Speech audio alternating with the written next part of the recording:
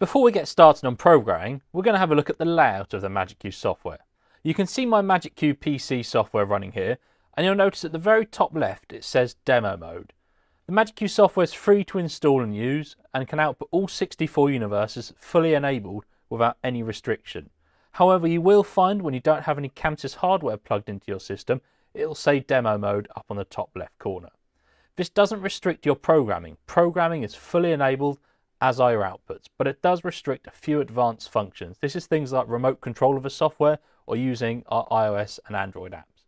To unlock the software from demo mode, you simply connect some blue hardware, so something like our dual DMX interface, or one of our Wing products, Mini Wing, PC Wing, or rack mount dongle.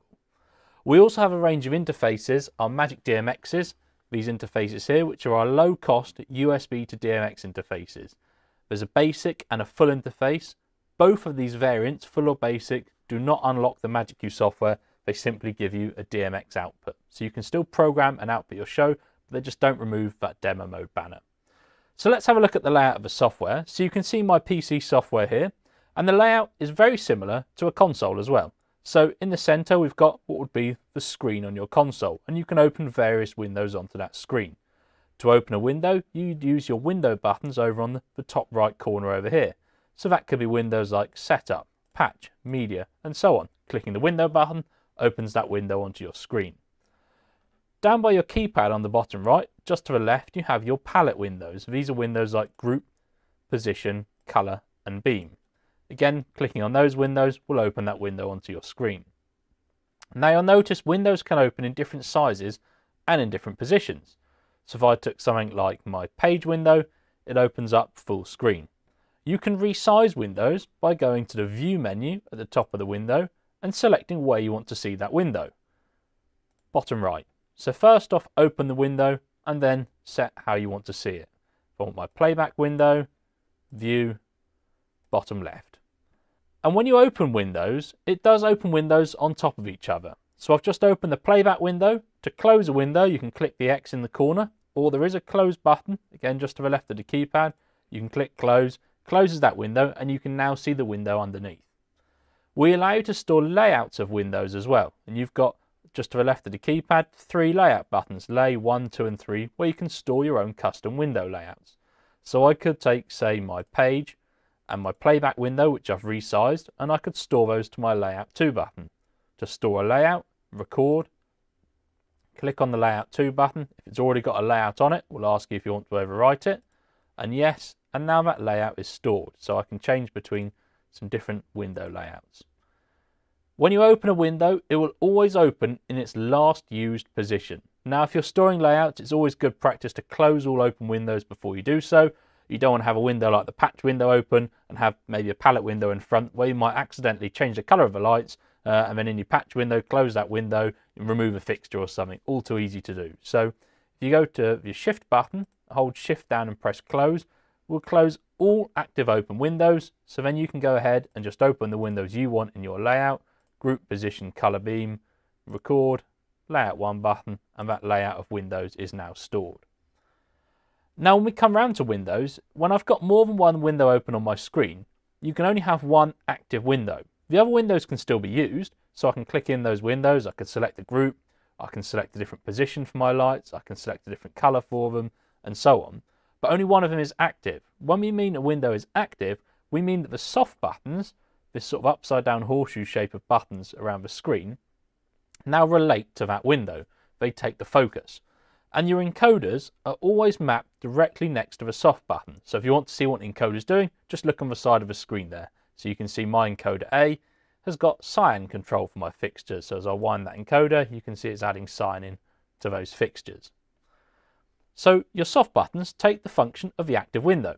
So if I would like to have now position control on my encoders to move the lights around, I'd simply click in the position window to make it active. And you can see the toolbar at the top turns blue, the others are greyed out, they're not active at the moment.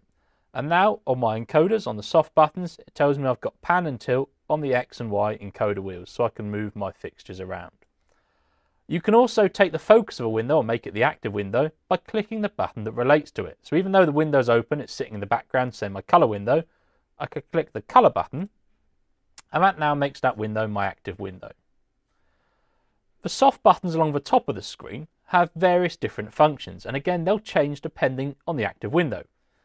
Generally on the top left are different views of the window, so something like the colour window has got 2 pages of views. The same for the beam window, that's got 5 pages of views in there. And what that's doing is it's changing our encoder function. If we take beam parameters as an example, for some maybe moving light spot fixtures, they might have more than 8 attributes for beam. So you can see I've got 8 encoders, 4 each side of the screen.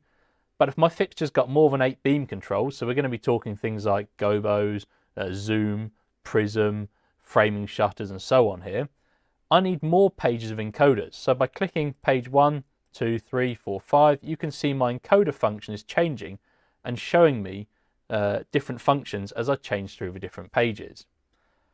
We do keep a default mapping for your encoder function. So if I took, say, a Chauvet spot and a Robé spot and a Claypaky spot, and I go to the beam window, I'd expect always to find Gobo 1 on my X encoder on page 1. I'd expect always to find strobe on page 1 encoder A, for example. So you will find in some pages there's gaps where that particular fixture doesn't have that attribute. As you go along from the left to the right hand side from the left on these top soft buttons, generally we say the function gets more dangerous in the software. So if we take a palette window, like our beam window here, up on the top right here, would actually apply palettes and apply gobos to our lights. So it's actually going to change the output, a bit more dangerous. If we go to a window like our setup window, again, top left is different window views, view settings, system, DMX output view. Go across to the right hand side is your quit button, and that would shut down your console or close the MagicQ software on PC. So left to right, in various different windows, the function gets more dangerous in what it's doing. Let's have a look at some other things in the MagicQ software layout. At the bottom of the screen, and the same on a console as well, you'll find there's 2 rectangular command boxes. The left-hand one tells you the time and date and also your software version, but it also tells you other useful feedback, things like your playback page number. Your playbacks are pageable, and you've got 200 pages of playbacks. It will also show you things like incoming timecode or MIDI if you're sending those in for your show as well. The right-hand command box is your command box here, and it's showing you what you're doing in your programming. As you go through and start programming the console, it's a really useful box to look at to show you how you're programming and what MagicQ is expecting you to do next. Now, in terms of commands on the console, all of the commands can be found as physical keys on consoles or over on the right-hand side here, just above the keypad. On a console, these are marked your programmer keys. And these are functions like record, remove, copy, and so on there. And the general rule for MagicQ is always select the command before an action. So if you want to record something, record, and look in your command line. It tells you you press record, and it's also giving you a hint as to what the software is expecting you to do next. It says select playback or window item. So I can click on a playback, and again gives me the feedback is recorded Q1 onto that playback.